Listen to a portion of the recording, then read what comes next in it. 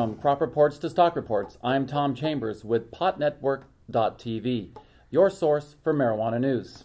Here we have Chris Seminatore, the CEO of United Treatment Centers, aka UTRM, and PotNetwork.tv. He's here today to discuss the volatile nature of the marijuana industry and how investors can safely capitalize on the green rush. How you doing today, Chris? I'm doing well, Tom. It's good to hear it. Thank you for your time. Thank you for being here. So, let's start off. Why don't you tell us a little bit about yourself and what made you want to start this company? Well, I mean, it all goes back to I was diagnosed with follicular lymphoma, which is a blood cancer, about 5 or 6 years ago, and went through chemo. And for pain management, they had given me Vicodin, they give me Oxycontin, and things like that to help me out. That's tough stuff. And essentially what happened was I lost about 40 pounds. I went into a big state of depression. Then I stopped. I took all the pain management pills that they had prescribed me. I threw them away, and I started smoking cannabis to help out with the pain management. I was able to regain my appetite, got out of the depression. I was able to respond to treatment a lot better. And I'd like to know if these results are more than just me, or if other people could also experience this as well. Because I think cannabis can be used for medicinal properties, and I think it needs to be explored a little bit more by the government under clinical studies. So tell us a little bit about your background. I was a broker at Morgan Stanley in Beverly Hills for a couple of years, and then I was bitten by the entrepreneurial bug.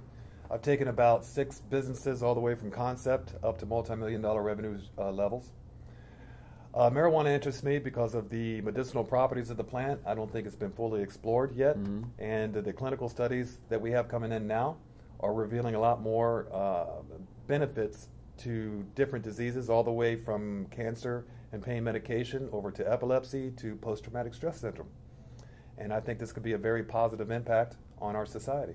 Terrific. And where do you see the marijuana industry heading in the next few months, few years, and so on, with your background in history, in business? I liken the marijuana industry to the previous prohibition that was in place before.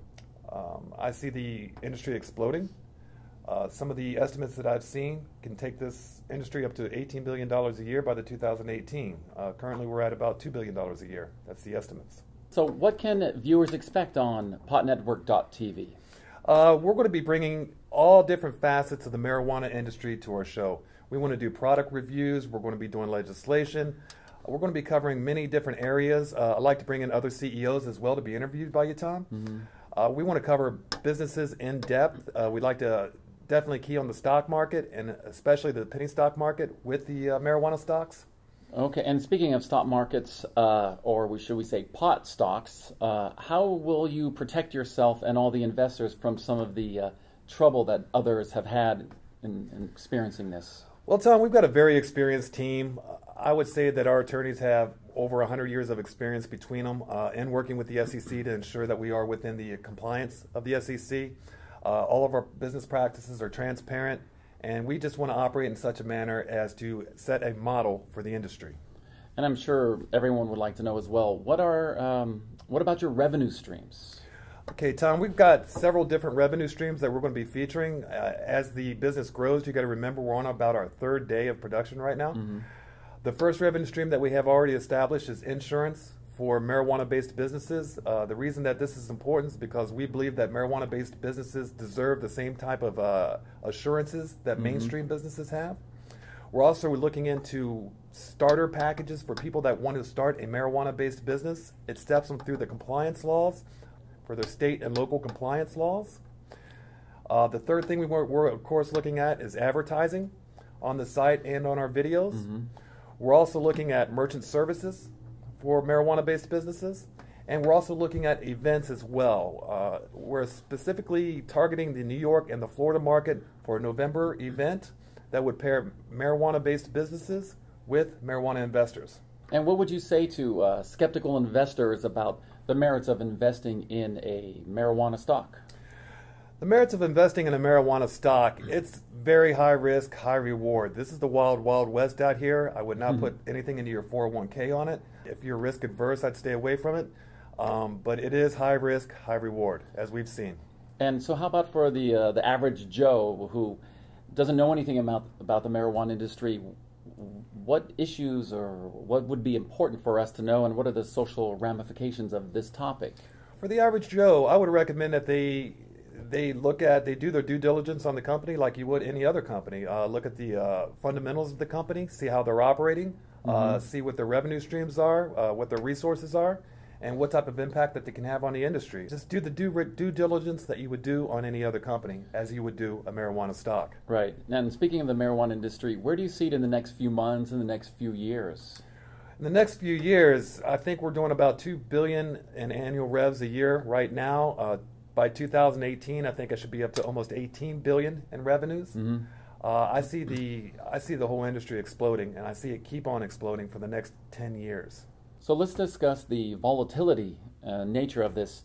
You had a huge stock drop on Tuesday. Can you share with us what that was all about? Well, Tom, as everybody knows, the share price and where it goes, I don't have any control over. I think it was simply a case of people that they buy on the rumor and they sell on the news. And I think that's kind of what we saw right there. We had a huge run up on Thursday, and then I think we got way oversold on Monday. That was a heck of a drop, Tom. Yeah. And how do you foresee the stock in the future? I see our stock recovering well. We have solid business fundamentals. I want everything to be placed on the revenues that we're going to be generating. We're right in line with exactly what we're doing. So I see us pulling out of here, and I see us becoming fully reporting and going to different exchanges. Great. You guys got a plan and you're executing it. Absolutely, Tom. Terrific. There always seems to be some type of government intervention. How are you prepared for that? With our company, when you say government intervention, I imagine that you're talking about the SEC? Exactly. Okay. Yeah. The attorneys that we have with the United Treatment Centers have over 150 years of experience in dealing with the SEC. They make sure that we color in between the lines. We're a very transparent business, and we actually want to serve as a model for the other pod stocks in this industry. That's great. So you guys are prepared and you're transparent so everybody can see what's going on and follow in your footsteps. Yes, Terrific. absolutely, absolutely. And what we like to do also is have a couple of other CEOs from other marijuana businesses come on the show as well. That'd be great. Create a synergy amongst everybody Absolutely, absolutely, Tom. And I want to say thank you again for Chris stopping by and giving us the insight here. Thank you very much. Thank you, Tom, and I hope to see some other CEOs coming on our show so they can talk about their businesses a little bit more. We'd love to have them. Once again, I'm Tom Chambers for PotNetwork.tv, your source for marijuana news. We'll see you again.